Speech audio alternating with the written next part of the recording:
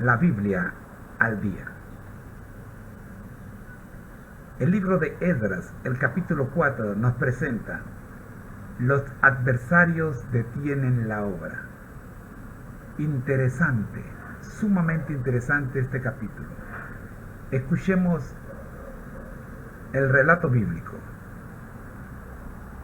de Esdras capítulo 4.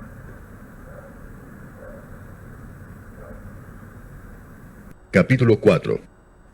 Oyendo los enemigos de Judá y de Benjamín que los venidos de la cautividad edificaban el templo de Jehová, Dios de Israel, vinieron a Zorobabel y a los jefes de casas paternas y les dijeron: Edificaremos con vosotros, porque como vosotros buscamos a vuestro Dios, y a él ofrecemos sacrificios desde los días de Esar-Adón, rey de Asiria, que nos hizo venir aquí.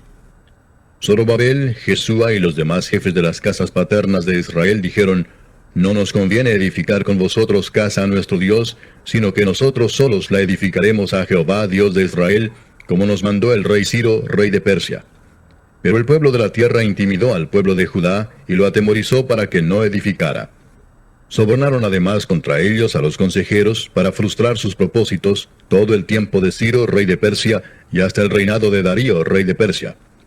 Y en el reinado de Asuero, en el principio de su reinado, escribieron acusaciones contra los habitantes de Judá y de Jerusalén.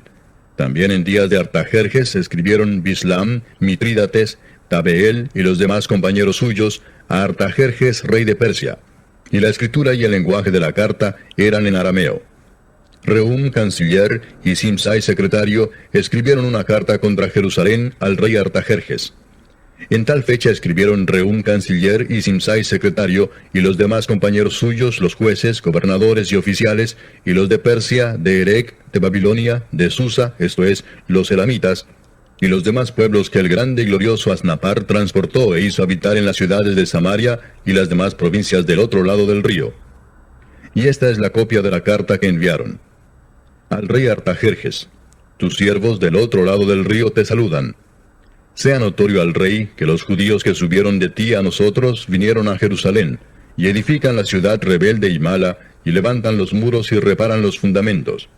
Ahora sea notorio al rey que si aquella ciudad fuera reedificada, y los muros fueron levantados, no pagarán tributo, impuesto y rentas, y el erario de los reyes será menoscabado. Siendo que nos mantienen del palacio, no nos es justo ver el menosprecio del rey, por lo cual hemos enviado a hacerlo saber al rey, para que se busque en el libro de las memorias de tus padres. Hallarás en el libro de las memorias, y sabrás que esta ciudad es ciudad rebelde y perjudicial a los reyes y a las provincias, y que de tiempo antiguo forman en medio de ella rebeliones, por lo que esta ciudad fue destruida. Hacemos saber al rey que si esta ciudad fuera reedificada y levantados sus muros, la región de más allá del río no será tuya. El rey envió esta respuesta: a Rehum, canciller, a Simsai, secretario, a los demás compañeros suyos que habitan en Samaria, y a los demás del otro lado del río, salud y paz. La carta que nos enviasteis fue leída claramente delante de mí, y por mí fue dada orden y buscaron, y hallaron que aquella ciudad de tiempo antiguo se levanta contra los reyes y se rebela, y se forma en ella sedición, y que hubo en Jerusalén reyes fuertes que dominaron en todo lo que hay más allá del río, y que se les pagaba tributo, impuesto y rentas. Ahora pues, dad orden que cesen aquellos hombres, y no sea esa ciudad reedificada hasta que por mí sea dada nueva orden. Y mirad que no seáis negligentes en esto. ¿Por qué habrá de crecer el daño en perjuicio de los reyes? Entonces, cuando la copia de la carta del rey Artajerjes fue leída delante de Rehum y de Simsai, secretario, y sus compañeros, fueron apresuradamente a Jerusalén, a los judíos, y les hicieron cesar con poder y violencia. Entonces cesó la obra de la casa de Dios que estaba en Jerusalén, y quedó suspendida hasta el año segundo del reinado de Darío, rey de Persia. El análisis y los comentarios de este capítulo realmente son interesantes. Un capítulo cargado de fuego amigo. Un capítulo cargado de traición. Un capítulo que usted debe leer con mucha atención, porque puede ser que en su vida esté pasando lo que le pasó al pueblo de Dios en esta ocasión. Escuchemos a los hermanos profesores y estudiantes de la Escuela de Teología de la Universidad Adventista de Centroamérica con el análisis de Esdras, capítulo 4. Escuchemos.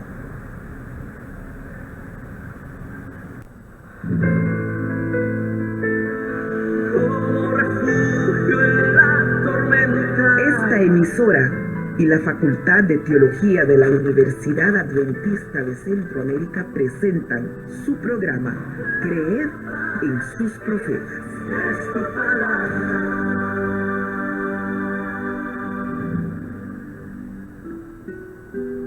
Entonces los habitantes de la región comenzaron a desanimar e intimidar a los de Judá para que abandonaran la reconstrucción. Esdras capítulo 4, versículo 4. Hoy tenemos un interrogante. ¿Qué nos produce desánimo o frustración? El decreto dado por Ciro produjo mucho entusiasmo en los exiliados, quienes regresaron a Jerusalén con el propósito de reconstruir el templo. El trabajo fue iniciado con mucho frenesí. Sin embargo, por haberles negado a los samaritanos el participar en la reconstrucción del templo, estos comenzaron a desanimar a los que participaban de continuar con dicha empresa. A medida que se envalentonaban más los samaritanos, muchos de los judíos se preguntaban si, a fin de cuentas, había llegado el momento de reedificar el templo. El pueblo de Israel tuvo oposición de los samaritanos, que influenciaron sobre los reyes de Medo-Persia para que detuvieran la construcción de los muros de Jerusalén. Planteamos a nuestros lectores y oyentes las siguientes preguntas. ¿Te trata mal un jefe o un colega de trabajo? ¿Sientes oposición a lo que sugieres porque se oponen a la fe que profesas? ¿Estás pensando dejar tu empleo por el ambiente hostil que te rodea? ¿Crees que es el tiempo de abandonar todo porque te sientes muy desanimado o desanimada? Esperemos los tiempos de Dios. Él se encargará de nuestras angustias, de solucionar nuestros problemas y de traer esperanza y paz a nuestras vidas. La cita selecta de hoy se encuentra en el libro Hijos de Dios, página 168. Cuando el Espíritu de Cristo mora en el corazón, se revelará en el carácter y desarrollará las cualidades y virtudes más nobles. Bástate mi gracia, dice Cristo. No se desanime si sus deseos y su voluntad se oponen. Jesús la ama y desea que sea feliz en esta vida y que sea una luz para el mundo.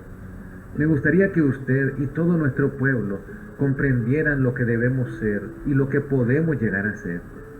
Cada día tendremos pruebas y desánimo, pero Dios nos ayudará en nuestros esfuerzos y el carácter será desarrollado. Aquellos que no pueden soportar la cruz y las cargas normales de la vida, fracasarán cuando lleguen pruebas más duras. Jesús anhela nuestra felicidad, pero no podemos ser felices viviendo a nuestro gusto y siguiendo los impulsos de nuestro propio corazón. Oremos. Padre nuestro, acudimos a tu presencia para encontrar fortaleza y descanso en tus brazos de amor. Que la oposición interna o externa nos induzca a buscarte para encontrar descanso. Por Jesús. Amén. Hemos presentado su programa Creed en los profetas. Escrito por el Dr. Franz Ríos, en la voz del ingeniero Dodani Castillo. Les esperamos el día de mañana a la misma hora. Para más información, visite nuestra página en internet teología.unadeca.ac.cr. Creed en los profetas.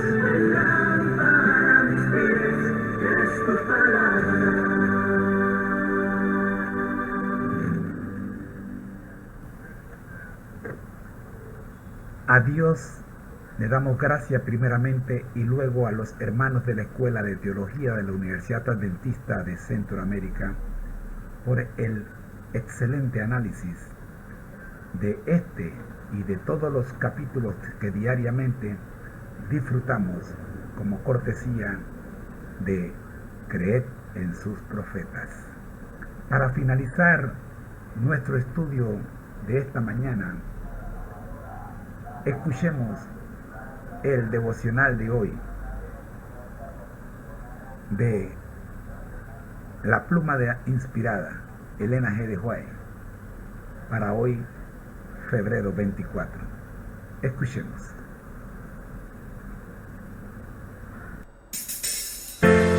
No es un manual, es un devocional y debe ser nuestra meta, ser semejantes a Jesús. Aquí comenzamos. Bienvenido.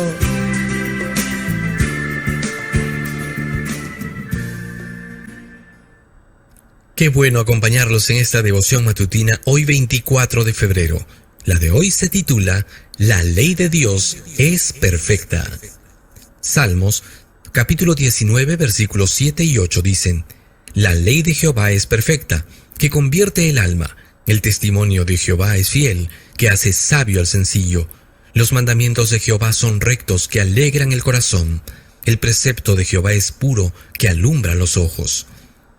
El mismo Jesús que, encubierto en la columna de nube, dirigió a las huestes hebreas, es nuestro jefe. El que dio leyes sabias, justas y buenas a Israel, nos ha hablado a nosotros tan verdaderamente como a ellos. Nuestra prosperidad y felicidad dependen de una obediencia constante a la ley de Dios. La sabiduría finita no puede mejorar un precepto de esa santa ley. Ni uno de sus 10 preceptos puede ser quebrantado sin ser desleal al Dios del cielo. Guardar cada jota y tilde de la ley es esencial para nuestra propia felicidad y para la felicidad de todos los que se relacionan con nosotros. Mucha paz tienen los que aman tu ley y no hay para ellos tropiezo. Salmos 119, versículo 165. Y sin embargo, criaturas finitas presentan al pueblo esta ley santa, justa y buena como un yugo que no pueden llevar. Es el transgresor el que no puede ver la belleza en la ley de Dios. Todo el mundo será juzgado por esa ley. Toca aún las intenciones y los propósitos del corazón, y exige pureza en los pensamientos más secretos, en los deseos y las aspiraciones. Demanda que amemos a Dios supremamente y a nuestros prójimos como a nosotros mismos. Sin el ejercicio de este amor, la más elevada profesión de fe es hipocresía. Dios requiere que cada alma de la familia humana obediencia perfecta a su ley, porque cualquiera que guardare toda la ley, pero ofendiere en un punto, se hace culpable de todos. Santiago 2:10. La desviación más mínima de la ley, por negligencia o transgresión voluntaria, es pecado, y cada pecado expone al pecador a la ira de Dios. El corazón que no ha nacido de nuevo odiará las restricciones de la ley de Dios y se esforzará por deshacerse de sus justos requerimientos. Nuestro bienestar eterno depende de un entendimiento exacto de la ley de Dios, una convicción profunda de su santo carácter y una obediencia lista a cumplir sus condiciones. Hombres y mujeres deben estar convencidos de pecado antes de que puedan sentir su necesidad de Cristo. Los que pisotean la ley de Dios han rechazado el único medio que define al transgresor lo que es el pecado. Están haciendo la obra del gran engañador. Ser semejantes a Jesús, un libro de Elena G. de White. Un tesoro de los muchos que encuentras en www.devocionmatutina.com.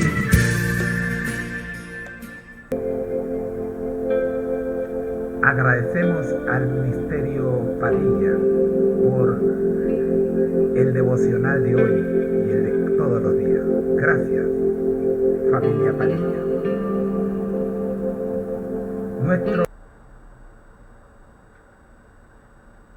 Durante la mañana de hoy hemos estado viendo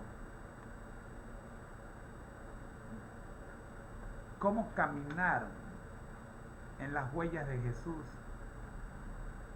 cómo experimentar esa experiencia, esa sensación que experimentaron los discípulos de Jesús. Y hemos visto que todo se basa en nuestra relación con Cristo. Queremos invitarte, mi querido hermano, a que tu experiencia sea personal con Jesús. Por ello, quiero compartir con ustedes una cita del deseado de toda la gente, el capítulo 85 y la página 768, que dice: Pedro era por naturaleza audaz e impulsivo, y Satanás se había valido de estas características para vencerlo. Precisamente antes de la caída de Pedro, Jesús le había dicho: Satanás os ha pedido para zarandearos como a trigo, pero yo he rogado por ti para que tu fe no falte, y tú, una vez vuelto, confirma a tus hermanos. Lucas 22, 31 y 32. Había llegado ese momento, y era evidente la transformación realizada en Pedro. Las preguntas tan apremiantes por las cuales el Señor le había probado no habían arrancado una sola respuesta impetuosa o vanidosa, y a causa de su humillación y arrepentimiento, Pedro estaba mejor preparado que nunca antes para actuar como pastor del rebaño. Usted se preguntará, ¿por qué el Señor, sabiendo que Pedro iba a caer, permitió que cayera?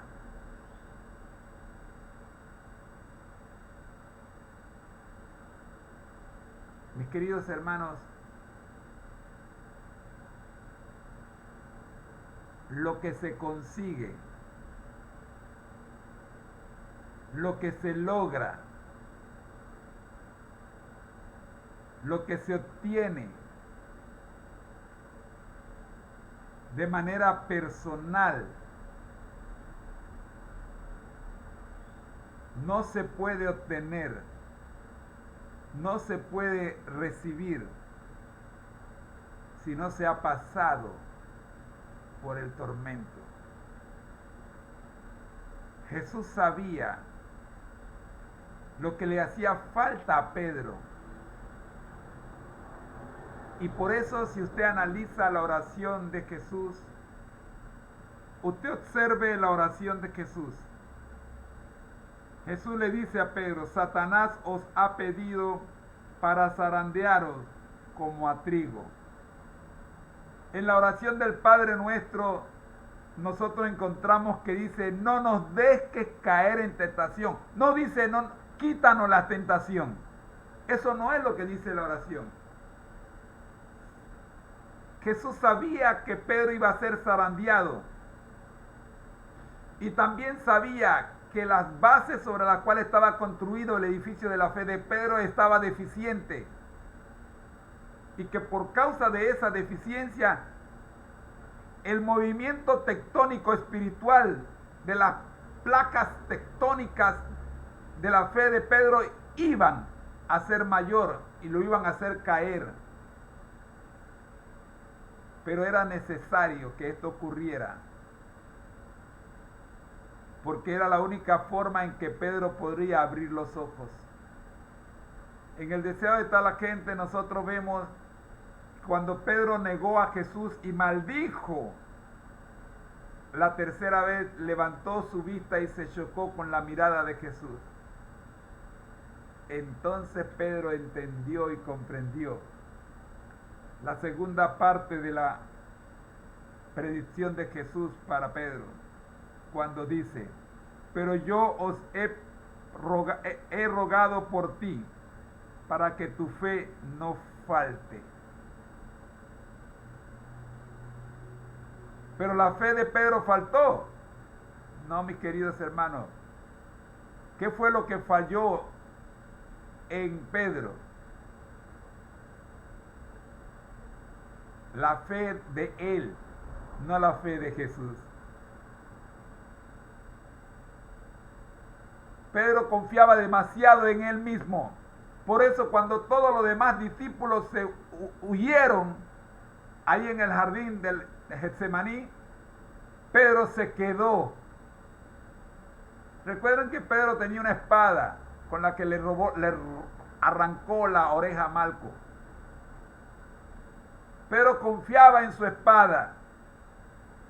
Pedro confiaba en su poder. Pedro confiaba en su fuerza. Pedro confiaba en él mismo. Pero ahora, levantando la vista y chocándose con la de Jesús, recordó las palabras de Jesús. Y tú, una vez vuelto, confirma a tus hermanos. Fueron días terribles para Pedro desde aquella noche. Pero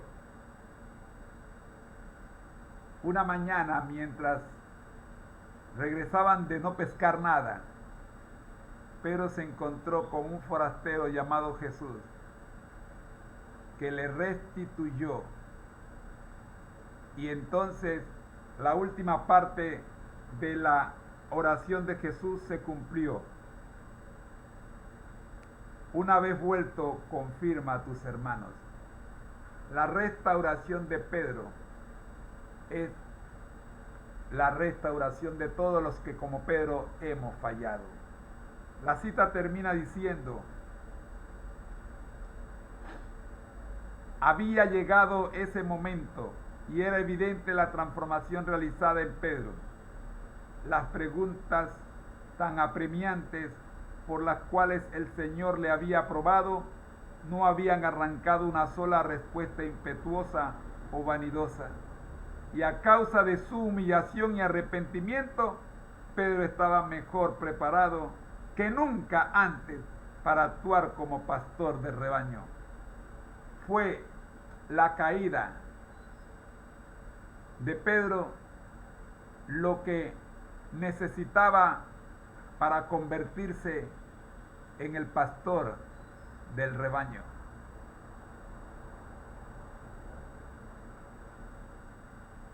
Lema: al que el Señor llama, capacita; al que envía, acompaña. Siempre gozosos, conectados a Jesús a través de la Biblia. Todos juntos, rumbo al cielo. Nuestro objetivo: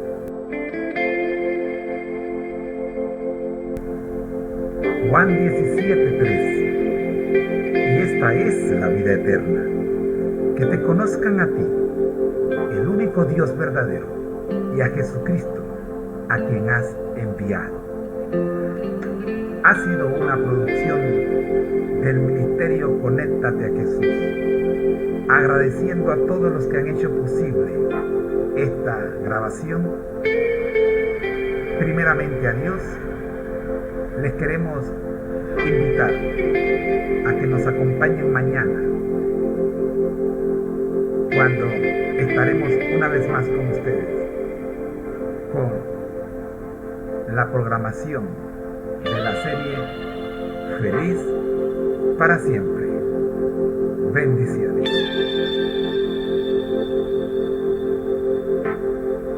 Ha sido una producción del Ministerio Conéctate a Jesús en la voz de su hermano en Cristo, José Moreno. Bendiciones. A continuación tendremos la lección de escuela sabática regular. Regresamos en 10 segundos.